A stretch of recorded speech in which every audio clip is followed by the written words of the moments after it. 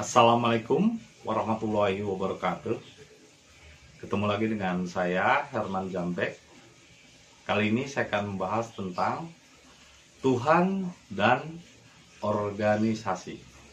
Tuhan dan organisasi. Tapi sebelumnya seperti biasa, yuk mari kita ngopi. Ngobrol perihal iman, ngobrol perihal Islam.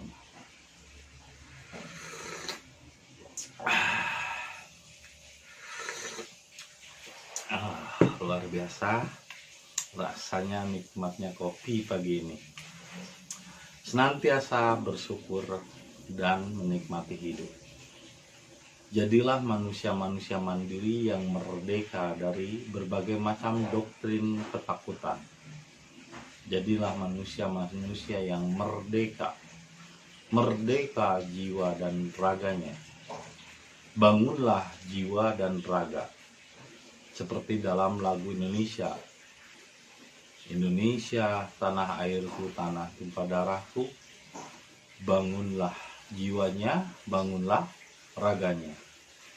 Nah, sebelum membangun raga, maka kita harus diutamakan dulu membangun jiwa.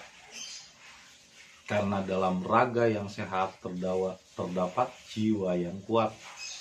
Nah, jiwa yang kuat disebutnya takwa. Nah, ini kita akan membahas tentang ketuhanan dan organisasi. Kalau berbicara tentang Tuhan, penerimaan Tuhan, jelas itu tidak bisa diungkapkan dengan kata-kata. Bahkan tidak bisa ditunjukkan dengan pernyataan bahwa saya bertuhan, bahwa saya yakin kepada Tuhan. Tidak. Orang tidak melihat pernyataan.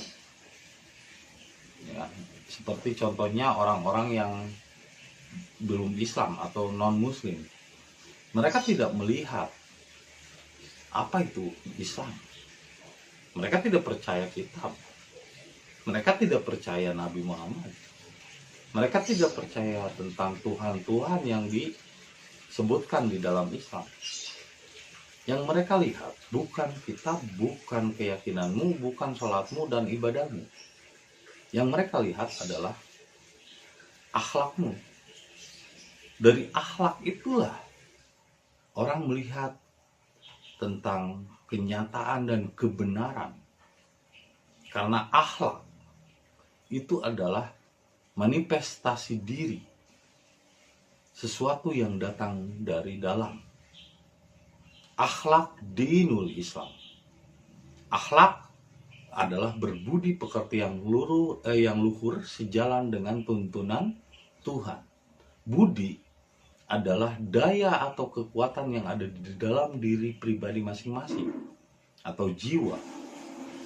Dan Islam adalah penyerahan diri kepada Allah secara total. Jadi kalau dibalikan, sebetulnya ketika orang itu Islam, maka budinya akan luhur dan hasilnya akan berakhlak yang baik. Jadi akhlak dinul Islam artinya adalah susila budi dharma, berbudi pekerti yang luhur sejalan dengan tuntunan Tuhan. Nah, dan itu tidak bisa dilihat dari pernyataan, tapi dilihat dari kenyataan. Pernyataannya misalnya, oh saya Islam, tapi kenyataannya tidak berserah diri, ya bukan Islam.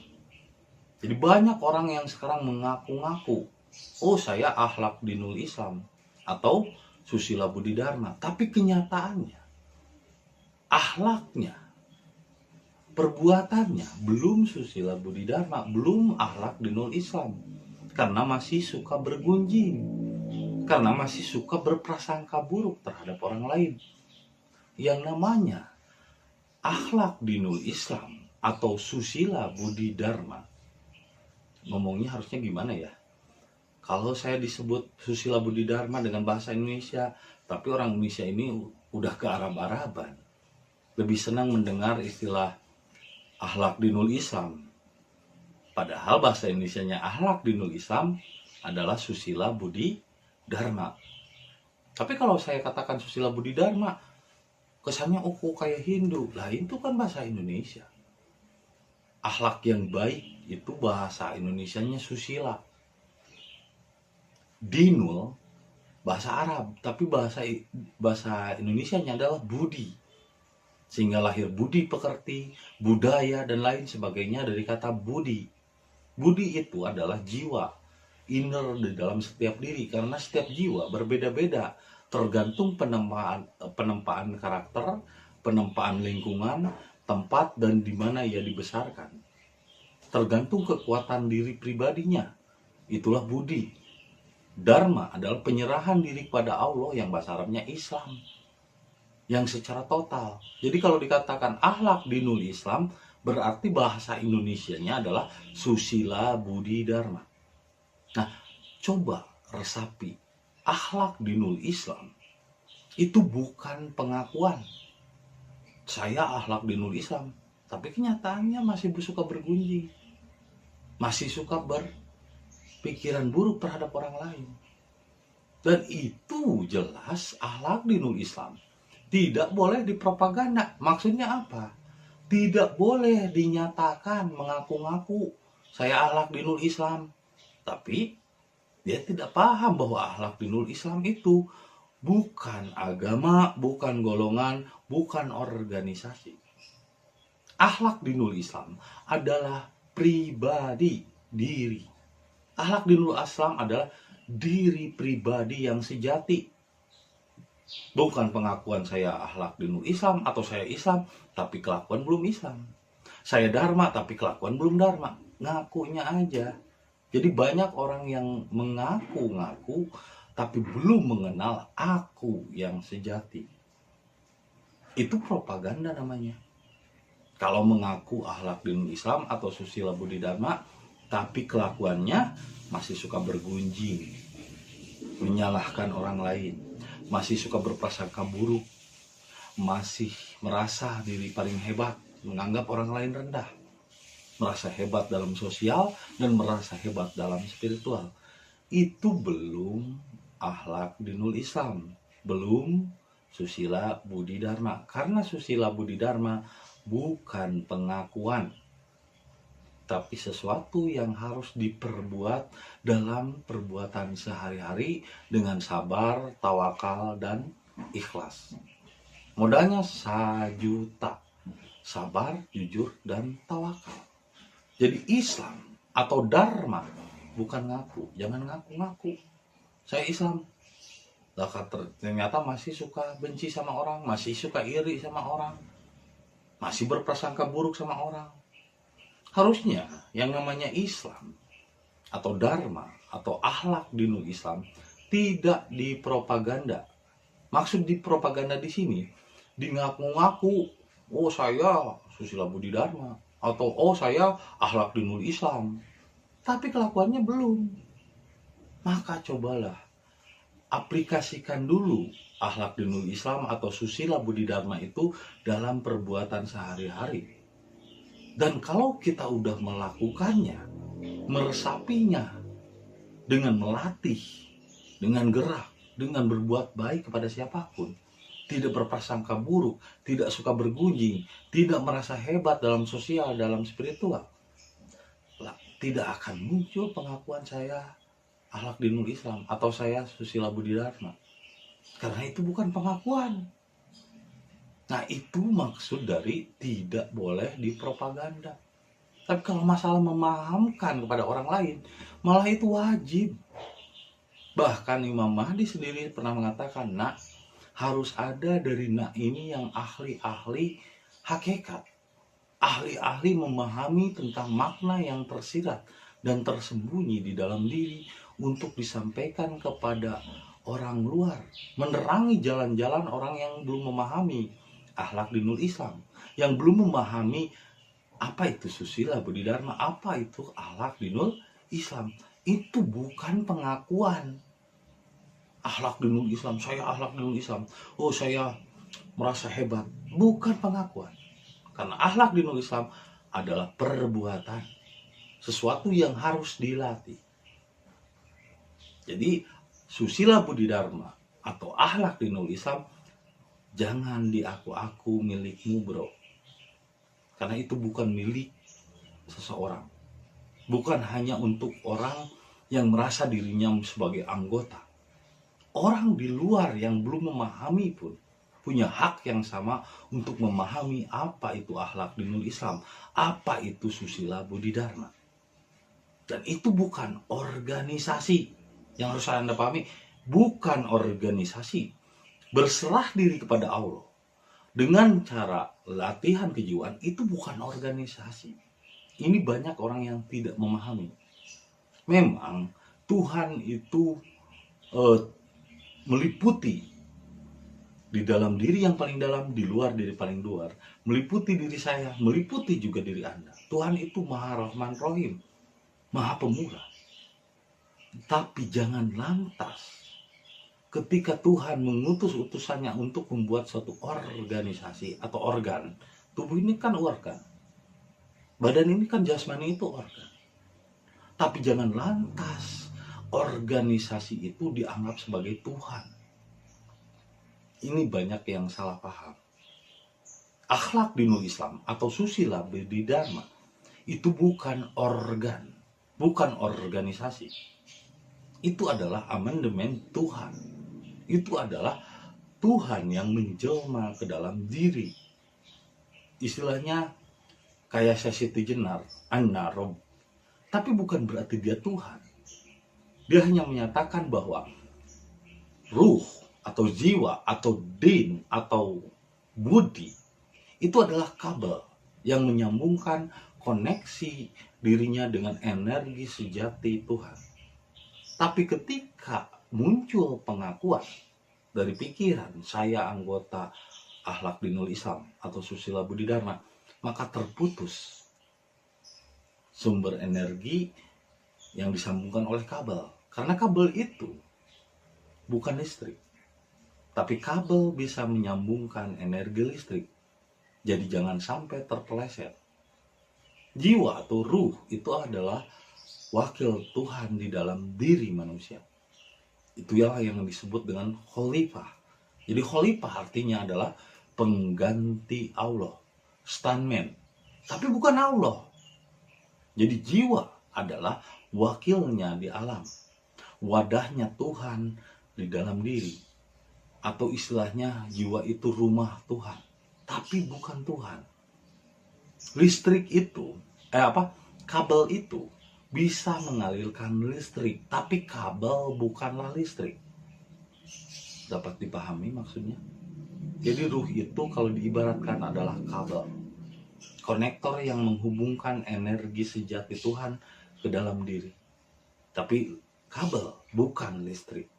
Ketika muncul pengakuan, saya anggota akhlak dinul Islam, saya adalah anggota susila budi dharma, tapi masih suka bergunjing, masih suka menyalahkan orang lain, masih merasa diri paling hebat dalam sosial dan spiritual, merendahkan orang lain hanya karena memandang harta, terputus kabelnya.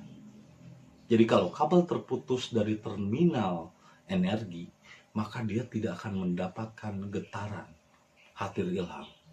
Meskipun dilatih, tidak akan tersentuh rasa dirinya.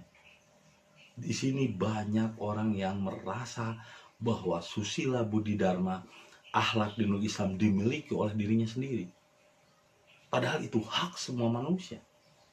Itulah kenapa saya menyampaikan tentang akhlak dinul Islam itu benar-benar dari Tuhan.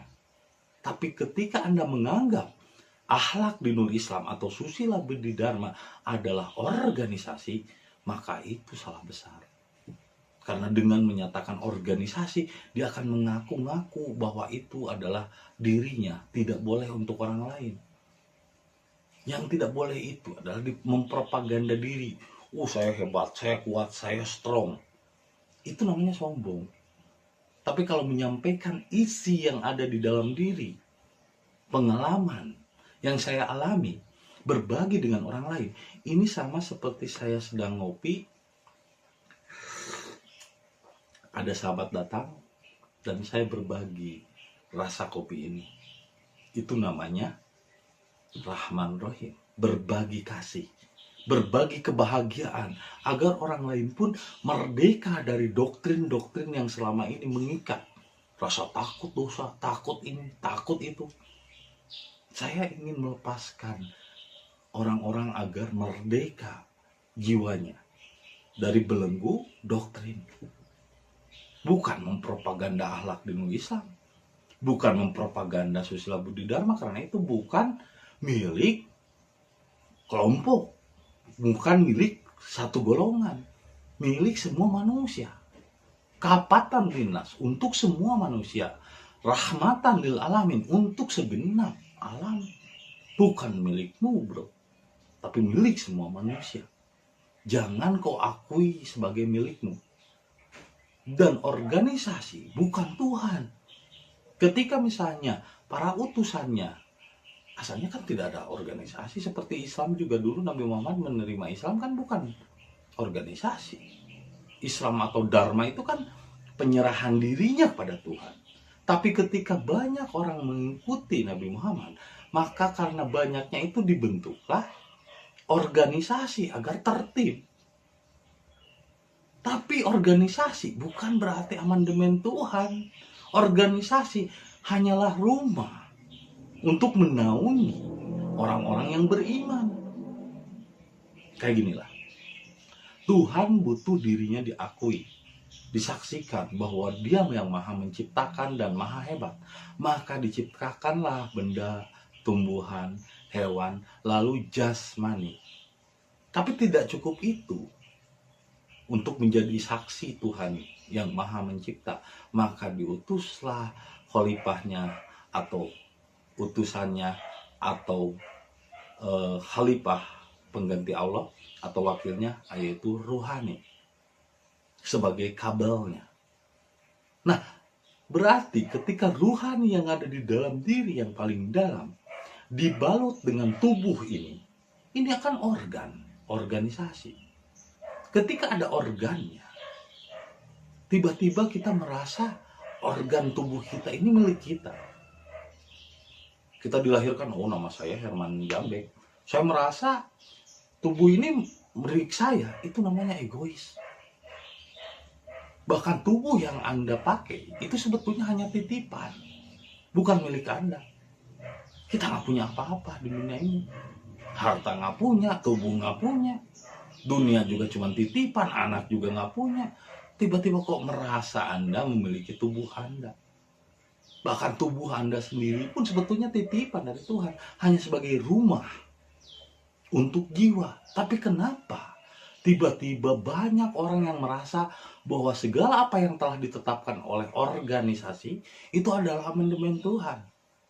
Lah kalau begitu Anda udah sembah raga, belum sembah jiwa.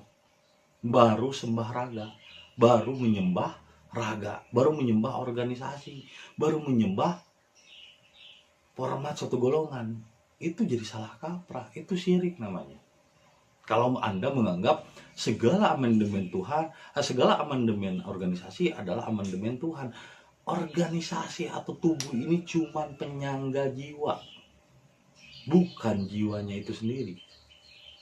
Organisasi itu hanya rumah untuk menaungi jiwa-jiwa orang yang berserah diri pada Allah, bukan amandemen Tuhan. Itu hanya kebutuhan manusia untuk tertib di dunia. Dibentuklah organ, dibentuklah organisasi. Jangan lantas menyembah organisasinya. Ini kok banyak orang yang ketika diberi raga, dia merasa raganya paling hebat. Dia merasa tubuhnya yang paling sempurna, menganggap rendah tubuh-tubuh orang lain. Itu berarti Anda masih parsial, masih terkotak-kotak, masih menggunakan pikiran. Ketika Anda merasa organisasi Anda yang paling hebat dan merendahkan organisasi lain, itu sama saja seperti dalam syariat Islam atau syariat-syariat beragama.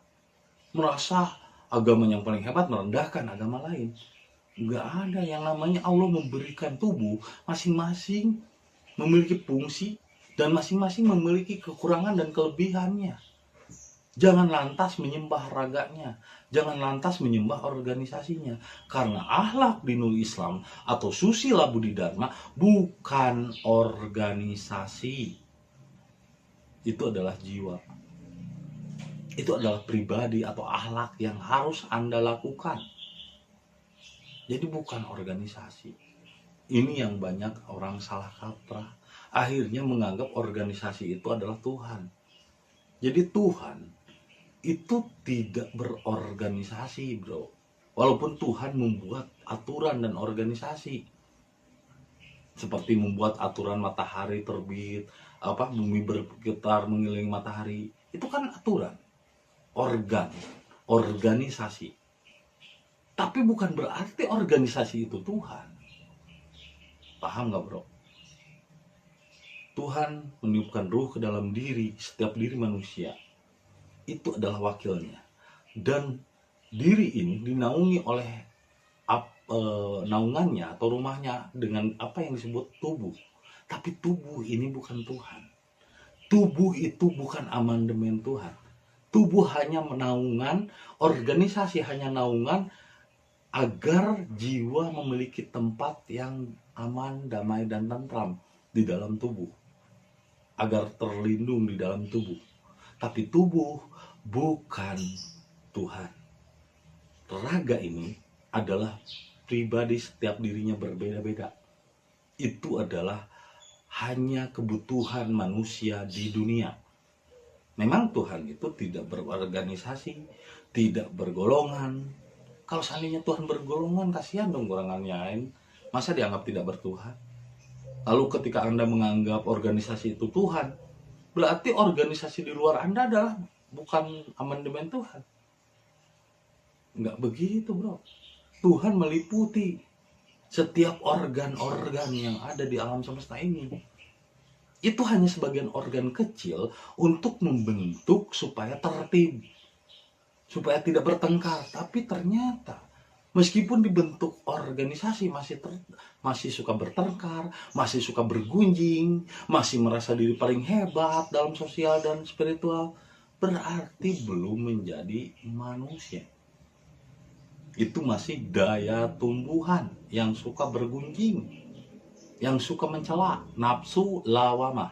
Karena nafsu lawamah adalah nafsu yang suka mencela, dan itu tidak akan tumbuh hebat, tidak akan berkembang dan tidak akan bergerak. Karena nafsu lawamah cuma tumbuh ke atas, cuma mengikuti bagaimana perintah di atas, bagaimana perintah organisasi. Saya mengikuti aja bagaimana perintah organisasi. Itu mah daya tumbuhan namanya, bro. Bukan orang, bukan manusia.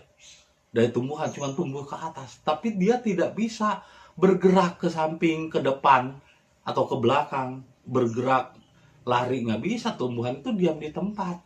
Meskipun tumbuh ke atas, mengikuti kehendak Allah, tapi dia tidak tahu bagaimana bergerak, lari, berjalan, ke samping atau ke depan. Karena tumbuhan diam di tempat, tidak berkembang. Makanya kenapa orang yang berpikir organisasi itu adalah amandemen Tuhan, hidupnya seperti tumbuhan. Daya tumbuhan, akhirnya sukanya mencela, nafsu lawamah, suka menyalahkan orang lain, berprasangka buruk kepada orang lain, merasa diri paling hebat, paling tinggi, cemara, tinggi banget. Padahal kalau ditebang juga jatuh itu cemara. Kenapa tumbuhan ada yang bisa jatuh? Karena dia berdiri tegak. Dan kenapa banyak orang yang menyalahkan, Pak, nggak khawatir apa katanya nanti ada yang menjatuhkan? Saya nggak khawatir ada yang menjatuhkan, karena saya adalah air. Saya adalah bumi, di bawah tiarap. Kalau kita tiarap, siapa yang mau ngejatuhin? Yang merasa dijatuhkan itu adalah tumbuhan yang naik terus ke atas, tegak, hebat. Ketika misalnya udah tua begitu, dia udah merasa hebat, ada yang nebang orang lain, ya jatuh ke bawah. Itu masih proses, belum sempurna jiwanya. Karena dia seperti tumbuhan. Kalau tumbuhan memang perlu organisasi, perlu diatur. Ketika udah terlalu rindang, dipapasin batang-batangnya. Tapi kalau manusia, bukan berarti dia tidak taat kepada sebuah aturan yang diciptakan atau organisasi, tapi dia mampu menciptakan organisasinya sendiri. Seperti saya ada rencana untuk membentuk organisasi kultur atau budaya. Karena wahyu itu adalah turun melalui budaya, budi dan daya. Budi adalah kekuatan diri pribadi dan daya adalah kreasi hasil yang dihasilkan dari budi. Menghasilkan suatu karya yang nyata keluar diri, itulah budaya. Dan saya akan membentuk sendiri organisasi budaya. Karena perkembangan organisasi akhlak dinul Islam yang ada saat ini lebih berkesan kepada tradisi. Kalau tradisi adalah mengekor suatu budaya yang dilahirkan oleh seseorang. Kalau budaya, setiap diri harus menjadi dirinya sendiri. Itulah amandemen Tuhan. Setiap diri harus menjadi diri sendiri, tidak untuk mengekor. Karena yang mengekor itu adalah binatang. Karena yang berekor dan bercabang, meskipun hebat, itu adalah tumbuhan. Makanya kenapa dalam organisasi ada istilah cabang, ranting. Karena itu tumbuhan, belum manusia. Jadi organisasi itu adalah tumbuhan. Bank juga meskipun hebat, tempat uang dikumpulkan, tempat uang berpusat, tempat uang dicetak, tapi tetap belum manusia, bahkan belum orang, masih di daya tumbuhan. Makanya istilah-istilah bank meskipun hebat organisasinya mendunia, tapi tetap aja itu daya tumbuhan, nafsu lawamah. Makanya disebutnya cabang, ranting, itu daya tumbuhan. Jangan merasa bangga dalam daya tumbuhan. Karena organisasi itu daya rendah di bawah orang, masih di daya tumbuhan. Jadi jangan bangga dengan organisasinya. Karena akhlak dinul Islam bukan organisasi, tapi pribadi yang harus dilakukan dan dilatih. Kalau Anda bangga terhadap organisasinya, sama saja seperti Anda diberikan ruh sebagai wakilnya, tapi Anda terlalu banyak membanggakan jasmani Anda. Anda terlalu banyak membanggakan diri Anda. Itu adalah orang-orang yang sombong. Seperti pohon yang terus tinggi naik ke atas, sombong. Suatu saat pasti akan ada yang menebang atau akan rubuh dengan sendirinya ketika ada angin besar datang. Janganlah sombong.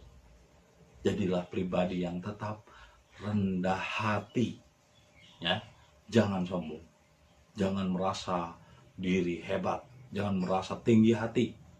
Karena hati itu adalah air dan itu kebutuhan daya tumbuhan. Ini banyak indikasi sekarang yang sombong dengan organisasi. Dan susila budi dharma atau akhlak dinul Islam bukan milikmu, tapi milik semua manusia. Dan saya menyampaikan ini sebagai berbagi kasih, berbagi kebahagiaan, bukan mempropaganda saya atau mempropaganda atau mengakui saya akhlak dinul Islam. Terus terang, saya pun masih melatih diri untuk akhlak dinul Islam atau susila budi dharma, bukan mengakui saya telah menjadi organisasi akhlak dinul Islam atau susila budi dharma, bukan. Karena itu bukan organisasi, itu adalah pribadi yang harus Anda lakukan dengan sabar, tawakal dan ikhlas, terus dilatih. Ya, jangan bangga dengan cangkangnya, tapi tetaplah berbuat dan melatih dirimu. Ya, jadi Tuhan bukan organisasi, meskipun Tuhan membuat organisasi untuk tertib. Seperti Tuhan membuat aturan-aturan terhadap bintang-bintang, membuat aturan-aturan terhadap bumi, matahari. Itu memang Tuhan membuat aturan, membuat organisasi. Tapi aturan itu bukanlah Tuhan. Orang-orang Rabbani adalah orang-orang yang mampu mengatur dirinya sendiri, bahkan mampu membuat organisasinya sendiri.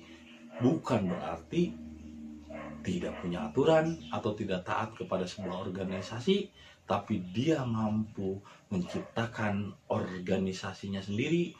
Dia tidak bangga dan membanggakan organnya, tapi dia menyampaikan isi di dalamnya, berbagi kasih tentang isi di dalamnya. Bukan, oh saya ini kepala bank, oh saya ini direktur ini. Jangan, itu sombong. Jangan membanggakan diri jasmanimu. Jangan terlalu membanggakan organ-organ dirimu. Sampaikanlah kebahagiaan dan berbagilah kebahagiaan, bukan malah membanggakan namamu, membanggakan identitasmu, membanggakan jasmanimu, membanggakan jabatanmu, dan kamu masih suka merendahkan orang lain. Jangan seperti itu. Nah, semua manusia tetap sama, hanya yang beda itu jasmaninya saja. Tapi jangan lantas Anda merendahkan jasmani orang lain, karena organisasi itu adalah jasmani, sedangkan akhlak dinul Islam atau susila budi dharma itu adalah ruhani. Jadi itu bukan organisasi, bukan jasmani, dan itu bukan milikmu saja, tapi milik semua manusia. Maka dengan itulah saya berbagi dengan siapapun yang mau melihat dan menonton video saya, bahwa Tuhan bukan organisasi, meskipun Tuhan membuat organisasi. Tuhan bukanlah aturan, meskipun Tuhan memiliki aturan-aturan, tapi aturan itu bukanlah Tuhan. Ruhani membutuhkan jasmani, tapi jasmani itu bukanlah ruhani. Ya, itu saja yang bisa saya sampaikan. Semoga dapat dipahami dan menjadi inspirasi bagi kita semua. Terima kasih atas kesetiaannya menonton video saya. Dan jangan lupa, kopi ketika otak perlu inspirasi.